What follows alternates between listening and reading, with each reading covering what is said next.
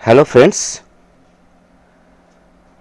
আজ বুধবার, এখন টাইম হয়েছে রাত 11:27, বলতে গেলে প্রায় 11:30।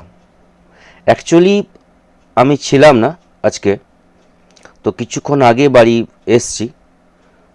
যেহেতু কালকের সেন্সেক্সের এক্সপায়ারি আছে এবং আপনারা যারা আমার ভিডিও ফলো করেন, ভিডিও দেখেন, তাদের জন্যই জাস্ট ছোট্ট একটি ভিডিও।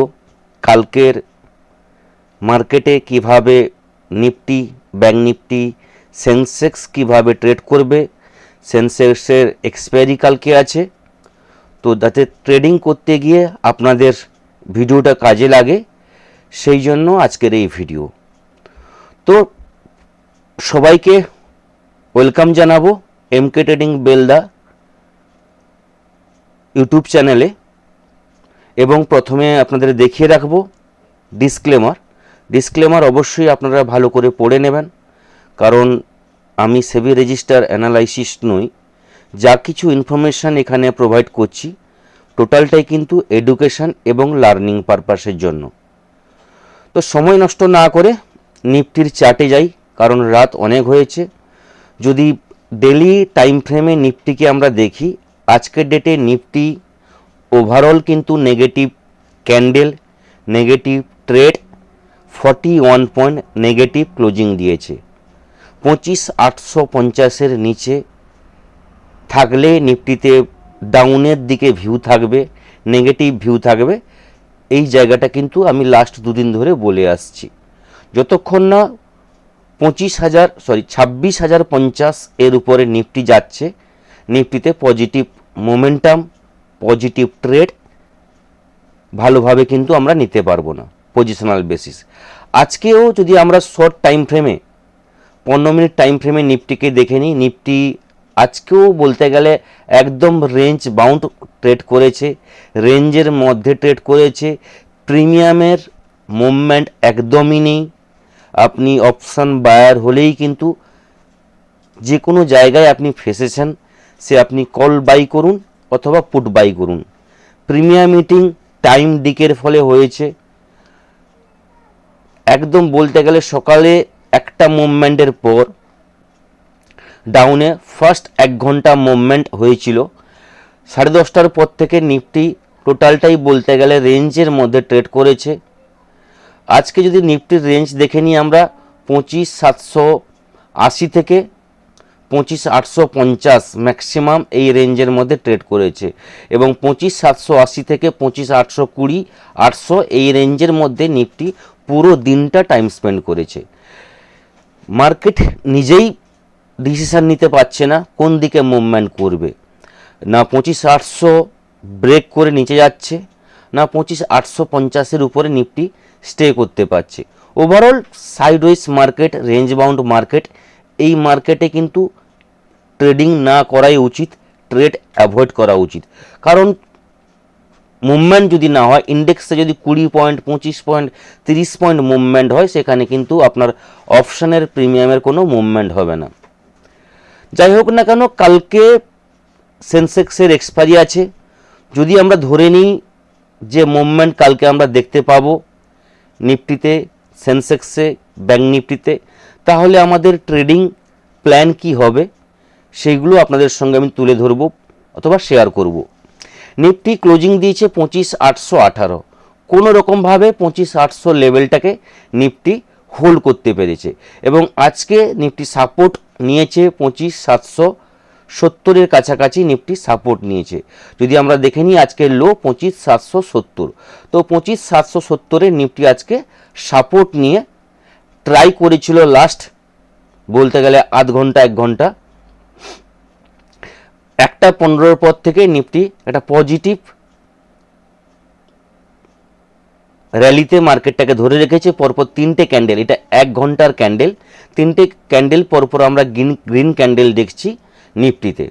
এবং আজকে যে লাস্ট যে নিফটি সুইং হাই তৈরি করেছিল লাস্ট, যেটা 25,838, এবং যেখান বলতে গেলে 25,770-এর কাছ থেকে নিফটি ট্রাই করেছে 25,830 পর্যন্ত কিন্তু এসছিল, এবং 25,800 18তে নিফটি ক্লোজিং দিয়েছে। তো কালকের একদম ক্লিয়ার ভিউ বলে দিই, 25,850 এই লেভেলের উপরে নিফটি কালকে ট্রেড করলে নিফটিতে পজিটিভ ট্রেড হবে। যতক্ষণ না 25,852 25,850 এর উপরে নিফটি স্টে করছে, নিফটিতে পজিটিভ ট্রেড পজিটিভ মোমেন্টাম আমরা কিন্তু পাবো না। 25,850-এর উপরে থাকলে নিফটিতে পজিটিভ ট্রেড হবে, যেখানে ফার্স্ট টার্গেট থাকবে 25,880 থেকে 90, সেকেন্ড টার্গেট থাকবে 25,930। এই লেভেলগুলো নিফটির জন্য কালকে বড় রেজিস্ট্যান্স হিসাবে কাজ করবে।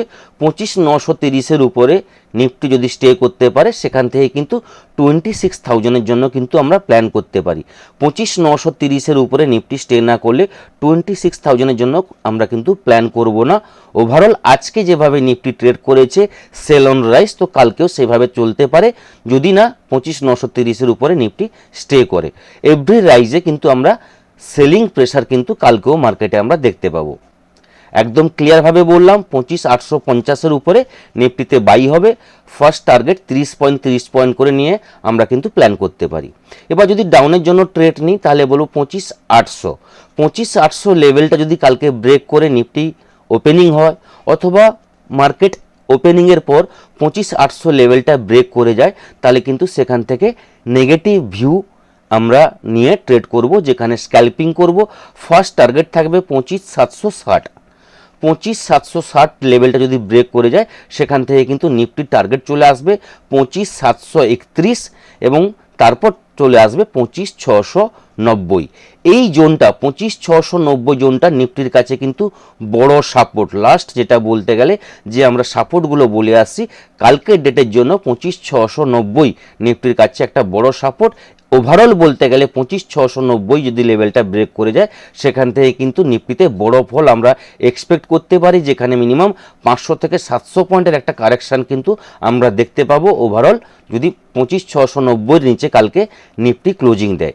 তো 25,690 যদি আসে, সেখানে কিন্তু বায়ার একবার চেষ্টা করতে পারে কিছুটা হলে বাউন্স নিয়ে যাওয়ার জন্য। যদি বাউন্স নিয়ে যায়, সেখান থেকে 25,730, 25,770 এই লেভেলগুলো কিন্তু আমরা পরপর পাবো।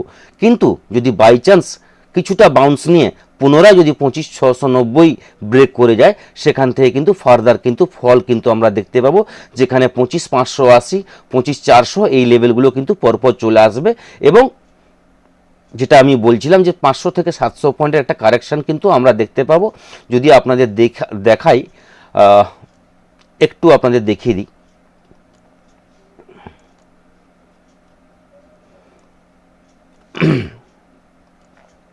এই যে প্রায় 1 মাস ধরে নিফটি ট্রেড করছে এই জোনটাতে,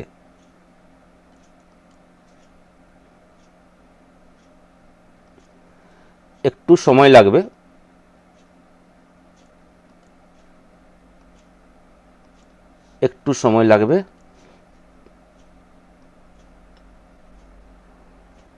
নিফটি একটা শেপ তৈরি করেছে, এই শেপটা দেখে নিন।